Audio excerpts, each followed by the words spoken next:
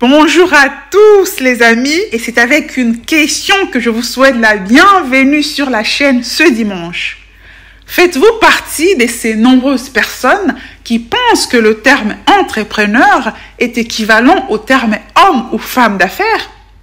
Eh bien, si votre réponse est négative, je vous informe que vous êtes dans le vrai, mais je vous exhorterai quand même de rester jusqu'à la fin de la vidéo afin de continuer d'entendre ma belle voix, n'est-ce pas? En revanche, si votre réponse est positive, vous allez apprendre, découvrir à travers cette vidéo la distinction qu'il y a à faire entre ces deux termes et surtout vous allez comprendre l'intérêt de faire cette distinction. Mais avant d'entrer dans le vif du sujet, un petit spot publicitaire comme d'habitude, on se retrouve tout de suite après pour le vif. Ici Sandra de la boutique Sandra Bella Mode. Vous avez notre boutique de mode en ligne basée à Genève et la boutique physique en République démocratique du Congo. Retrouvez toutes les informations concernant nos deux boutiques en barre de description de cette vidéo. Et c'est parti pour le fond du sujet d'aujourd'hui. Et voilà, comme je l'annonçais à l'introduction, il existe bel et bien une différence importante entre les termes entrepreneur et homme ou femme d'affaires.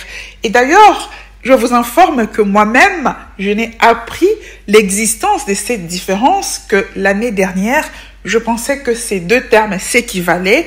Et c'est à travers le programme Biashara pour entrepreneurs que j'ai suivi l'année dernière, programme de la Fondation genevoise United People Global, que j'ai appris qu'il y avait une distinction importante à faire entre le terme entrepreneur d'un côté et le terme homme ou femme d'affaires de l'autre.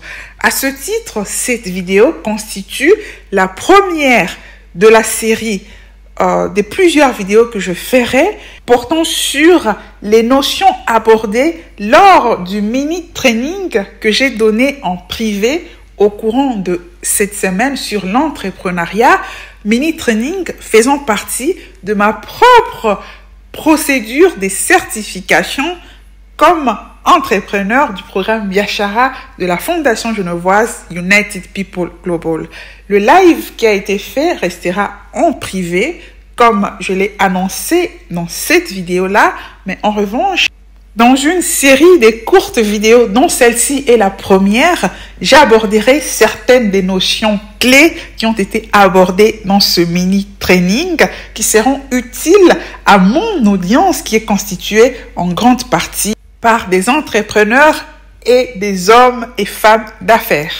Ainsi donc, parlons de la différence à faire entre un entrepreneur d'un côté et de l'autre côté un homme ou une femme d'affaires.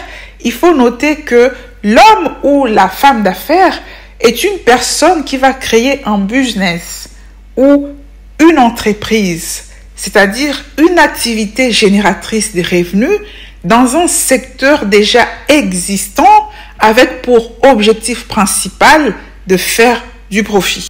En revanche, l'entrepreneur est cette personne qui va créer son entreprise, son business dans un secteur innovant, c'est-à-dire sur base d'une nouvelle idée dans le but de résoudre un problème spécifique au sein de la communauté.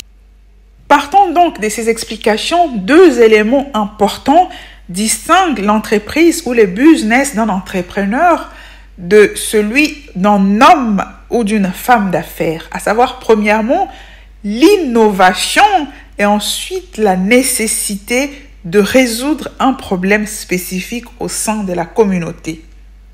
Il en résulte que si l'objectif premier poursuivi par l'homme ou la femme d'affaires est de faire du profit, de faire des bénéfices, eh bien, l'objectif premier d'un entrepreneur, vu qu'il part d'une idée nouvelle, est plutôt d'assurer la pérennisation de son idée et de son activité.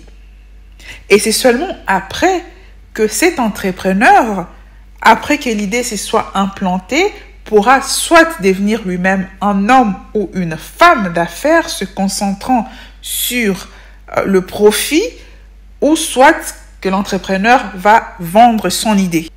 Ainsi donc, l'homme ou la femme qui se contente, par exemple, d'acheter des super wax chez Vlisco afin de les revendre, voilà, soit à domicile ou dans une boutique, est un homme ou une femme d'affaires. Alors que le couturier qui va acheter ces super wax et les transformer en créant des modèles, des vêtements conçus par lui-même, sera un entrepreneur dans la mesure où son activité viendra répondre à un besoin spécifique. Par exemple, de confectionner des vêtements de grande taille au sein d'une communauté où la grande distribution ne propose que des petites tailles ou des tailles moyennes. Dans le même ordre d'idées, un homme ou une femme qui achèterait des oranges dans le but de les revendre afin d'avoir du bénéfice serait un homme ou une femme d'affaires.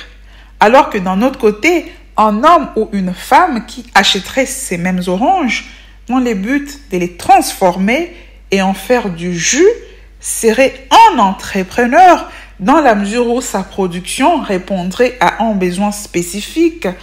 Par exemple, de produire du jus naturel dans un secteur où il n'y aurait que du jus industriel. À travers ces exemples, on comprend donc que le terme innovation ne s'applique pas qu'aux sciences dures, voilà, à la technologie, voire la haute technologie, comme on a généralement tendance à le penser, à associer innovation et sciences dures. La réalité, c'est que l'innovation se retrouve dans tous les secteurs de la vie humaine, que ce soit dans les secteurs de la mode, dans les secteurs de l'agriculture, voilà, dans les secteurs justement des sciences dures.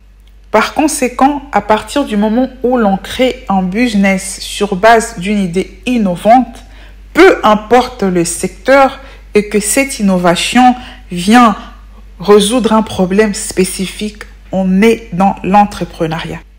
Ces différents développements vont donc me conduire au cas spécifique me concernant avec Sandra Bella Moda. Est-ce qu'avec mon équipe, nous sommes dans l'entrepreneuriat ou nous sommes plutôt des femmes d'affaires qui travaillent essentiellement pour le profit? Eh bien, je vais dire que nous avons les deux casquettes. Premièrement, nous avons la casquette d'entrepreneur à travers nos articles produits à la main qui sont nos propres créations, à savoir des vêtements et autres accessoires de mode, sacs à main, bijoux. Ce sont des articles que nous produisons nous-mêmes avec notre équipe basée au Congo, mais également en Europe. Et ces articles que nous produisons viennent répondre à un besoin spécifique, celui de permettre à des dames qui ont du talent en République démocratique du Congo de pouvoir atteindre le marché international. Il s'agit là d'une manière nouvelle, d'une manière innovante de faire du business de la part des Congolais qui, généralement, lorsqu'ils vendent en Occident des articles venant du pays, vont le faire pour leur propre compte ou pour le compte des membres de leur famille et non pas à travers un réseau permettant à des gens qui ne sont pas de la même famille, voilà, de pouvoir vendre leurs créations. Et cela a été l'un de nos objectifs principaux en créant Sandra Bella Moda, qui permet à des femmes artisans bourrés de talent de pouvoir atteindre le marché européen.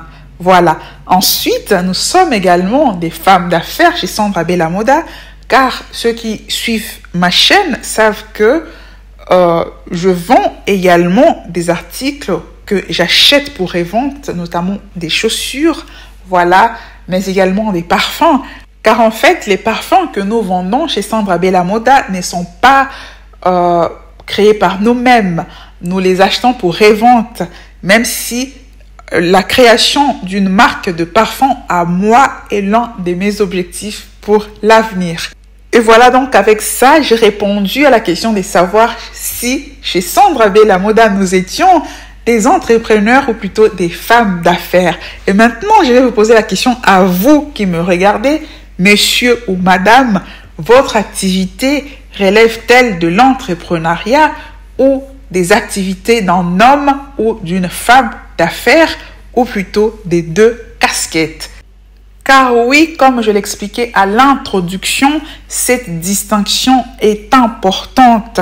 Cela nous conduit donc à la question de savoir quelle est l'utilité des entrepreneurs au sein de la société par rapport aux hommes ou aux femmes d'affaires. Et je vais expliquer ici deux utilités majeures des entrepreneurs par rapport aux hommes et femmes d'affaires. Premièrement, les entrepreneurs, à travers l'innovation qu'ils apportent au sein de la société, permettent la diversification de l'économie qui entraîne la prospérité de cette dernière, à tel point que le degré de la prospérité d'une nation est fonction du degré de son innovation.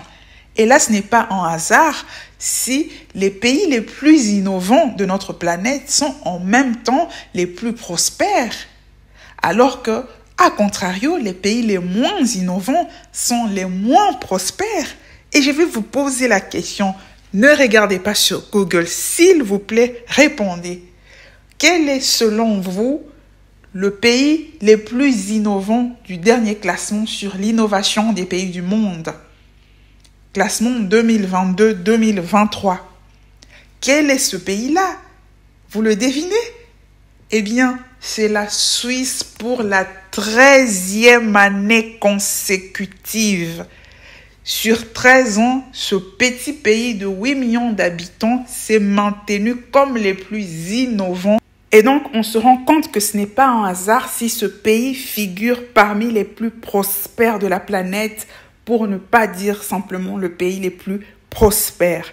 Mais à contrario, les pays les moins innovants sont les moins prospères car il y a une stagnation de l'économie ne permettant pas de résoudre les nouveaux problèmes qui se posent à la société, étant donné qu'il y a prolifération d'hommes et des femmes d'affaires qui vont se cantonner dans des secteurs de l'économie qui sont déjà saturés, plutôt que d'innover en créant de nouveaux secteurs pour pouvoir diversifier l'économie. Ensuite, la deuxième utilité des entrepreneurs, c'est qu'ils nous permettent de résoudre tellement des problèmes, qui se posent à nous en tant qu'humains, que ce soit dans le domaine des transports. Au 19e siècle, pour voyager de l'Europe à l'Afrique, il fallait prendre des embarcations, des fortunes, sans certitude de pouvoir jamais arriver à destination. Dans le domaine de la communication notamment, c'est grâce à l'une des meilleures innovations de l'être humain, à savoir Internet, que vous pouvez suivre cette vidéo du confort de votre maison ou même de votre bureau. Et tous ces développements démontrent l'importance pour chaque société de promouvoir l'innovation, de promouvoir l'entrepreneuriat. Et pour cela, il faut pouvoir identifier les entrepreneurs en faisant une bonne distinction entre ces derniers ainsi que les hommes ou les femmes d'affaires. Et pour finir, ces différents développements nous démontrent qu'un entrepreneur est nécessairement un leader, car il faut pouvoir faire preuve de leadership pour créer une activité sur base d'une idée nouvelle en partant de rien et pouvoir générer de l'argent avec cette activité. Voilà pourquoi dans la vidéo du dimanche prochain, nous allons examiner les caractéristiques finalement qui font d'une personne un leader, donc un entrepreneur, ce qui impliquera de poser la question de savoir si on est entrepreneur ou on le devient. Voilà donc les éléments que je voulais partager avec vous dans la vidéo d'aujourd'hui, un sujet passionnant. Je vous remercie d'avoir suivi cette vidéo. Je vous souhaite un excellent dimanche. Je vous dis au revoir.